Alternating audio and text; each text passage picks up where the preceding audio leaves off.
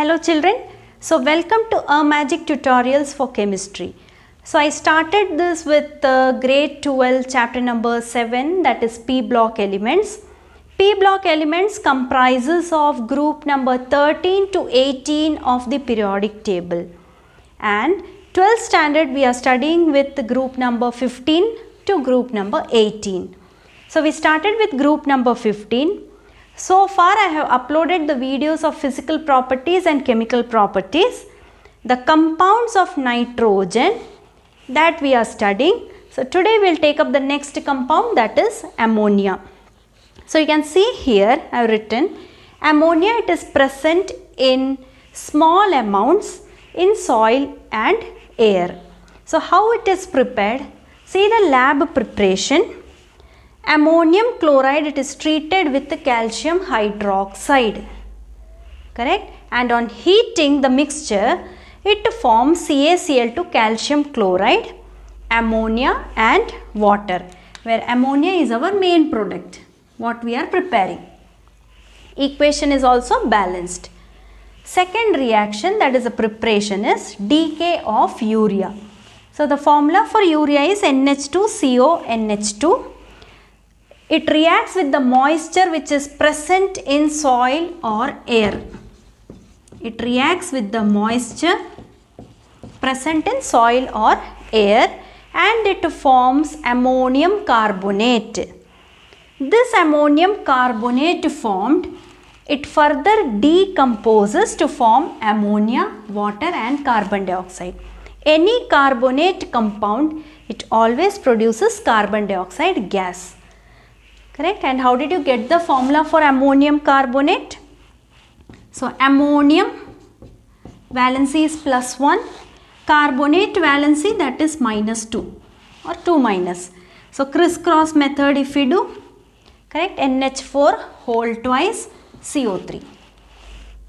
Check the last preparation, ammonium sulfate. It reacts with the base NaOH. On heating, it produces ammonia, water and sodium sulfate. Reactions are there. You have to remember what are the preparations. Correct? And all the equations here it is balanced.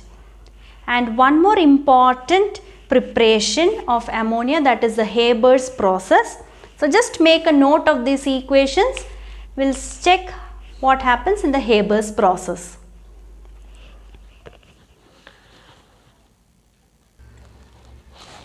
So let's begin with Haber's process, that is preparation of ammonia. So for ammonia, hydrogen and nitrogen, they are the gases present. So H2 and N2 gases, correct, they are passed into a compressor. They are passed into a compressor.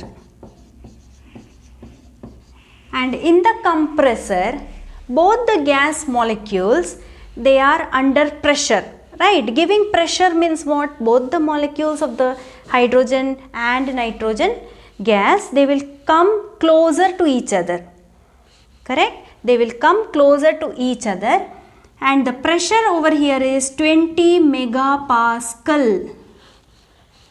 20 megapascal and 1 megapascal is equal to 10 bar, correct? So pressure we are applying so that the molecules of hydrogen and nitrogen gas come closer to react, right?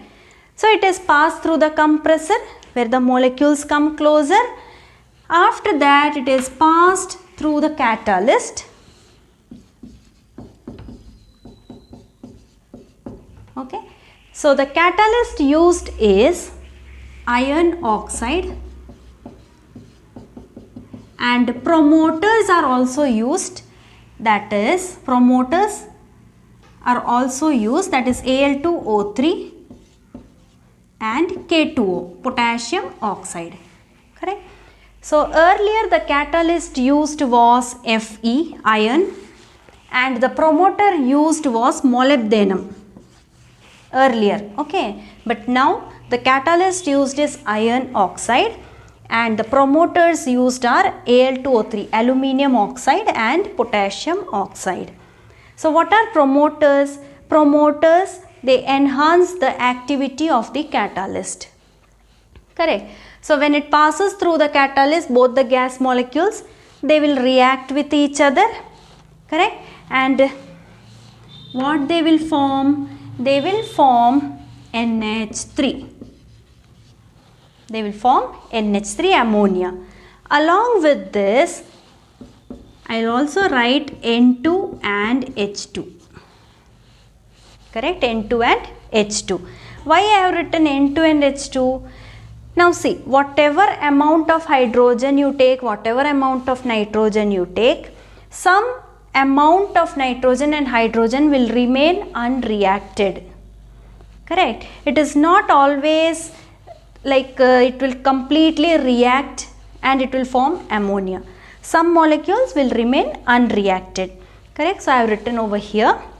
And one more thing, when catalyst is used, it is passed, at that time the temperature maintained is 700 K and the atmospheric pressure, the pressure maintained is 200 atm. Low temperature is maintained here. Low temperature is maintained here. Correct. So you are getting NH3 and some molecules which are unreacted of nitrogen and hydrogen. This mixture again it is passed into condenser. It is passed into a condenser. When it is passed through the condenser, it will cool the vapors of NH3 and finally we get liquid ammonia. Liquid ammonia. Correct. This liquid ammonia we are getting, we can separate it out, and the unreacted N2 and H2, they are again passed through the catalyst. Correct. So that to get a better yield. To get a better yield. And how it is passed to the catalyst? Using a pump. Using a pump.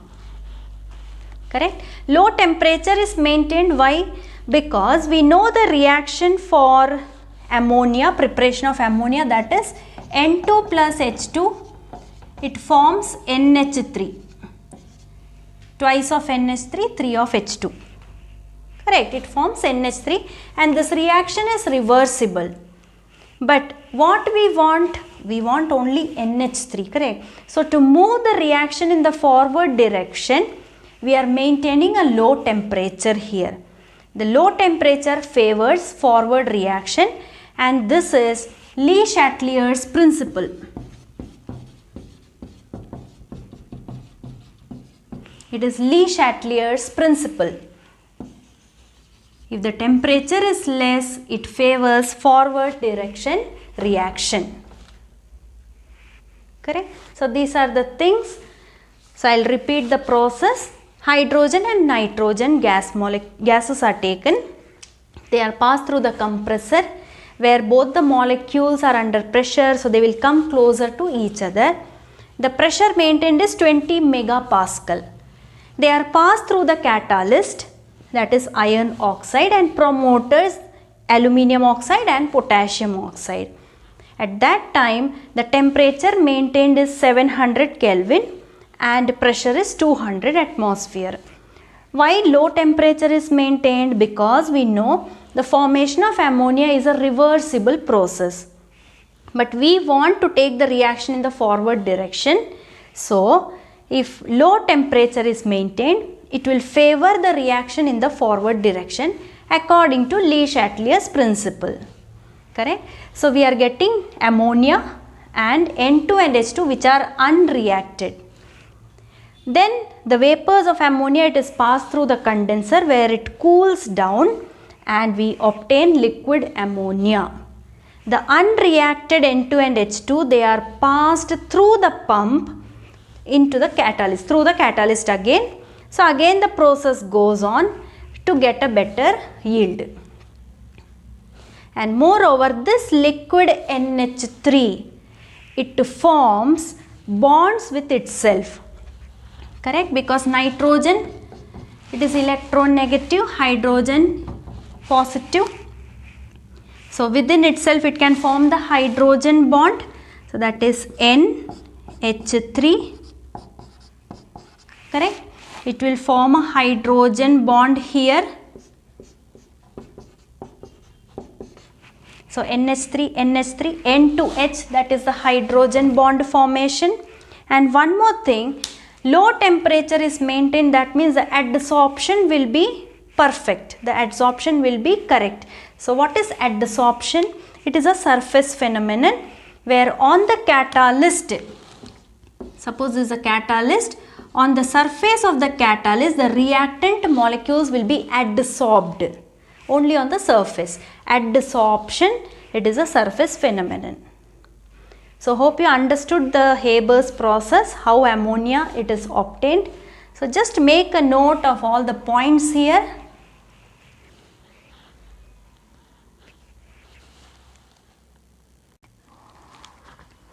So let's check the properties of ammonia. So the first property, it is colorless gas with a pungent smell. The freezing point is 198.4 Kelvin and the boiling point is 239.7 Kelvin. It forms hydrogen bond. In the previous example also we have seen in the Haber's process how it forms the hydrogen bond, that is nitrogen, correct, 3 hydrogens. It will form hydrogen bond with the next molecule. Correct. So because of this hydrogen bond H to N, the melting point and boiling point MPBP, melting point and boiling point is also high. Hydrogen bond is a strong bond and to break that bond more energy is required, therefore MPBP will be high. It is soluble in water. Now how it is soluble in water? So NH3, it is having one lone pair of electron. It will react with the water. Correct. Now water, it has two parts, that is H plus and OH minus. Correct. So H plus and this lone pair of electrons will combine. So it forms NH4 plus ammonium ion and hydroxide ions. It forms ammonium salt with acid. That means ammonia, it will react with an acid and it forms ammonium salt with acids, HCl, hydrochloric acid. It is forming ammonium salt, NH4Cl. Just combine. Because of the lone pair of electrons on nitrogen in ammonia, it will act as a Lewis base. Lewis base means tendency to donate the electrons. So it can react with the Cu2 plus and AgCl, any salt, metal salt solution, and it forms a complex compound. So it forms CuNH3 whole 4 2 plus. Correct, the valency 2 plus, Cu2 plus, balanced, AgCl, so Ag and Cl, Cl is the counter ion, and NH3 whole twice. They form complex compounds. This type of compounds you will learn in term 2, chapter number 9. So just make a note of all these equations.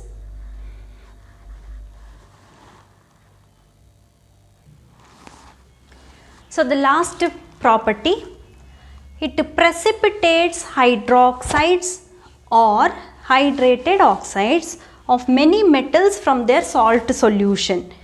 So see the meaning, it precipitates, right? That means it forms the products as hydroxides or hydrated oxides. The product is formed, it precipitates of many metals. Correct? Zinc is a metal, Fe iron is a metal from their salt solution. So it is taking off the metals and precipitating out in the form of hydroxide or hydrated oxides. So these are the equation, it is treated with ammonium hydroxide. These are the metal salt solutions. So here we complete with the properties. Let's check the last topic, that is structure of ammonia. So structure of ammonia, ammonium with the 2 lone pair of electrons. You can put it in the lobe. It's called as a lobe with 3 hydrogen. Correct. The shape of the molecule is pyramidal and the hybridization is sp3 hybridized. And why it is sp3 hybridized, but still the shape of the molecule is pyramidal? That is because ammonia is having 3 bonded pairs and 1 lone pair. And the angle over here, that is 107 degree. So this is the structure for ammonia.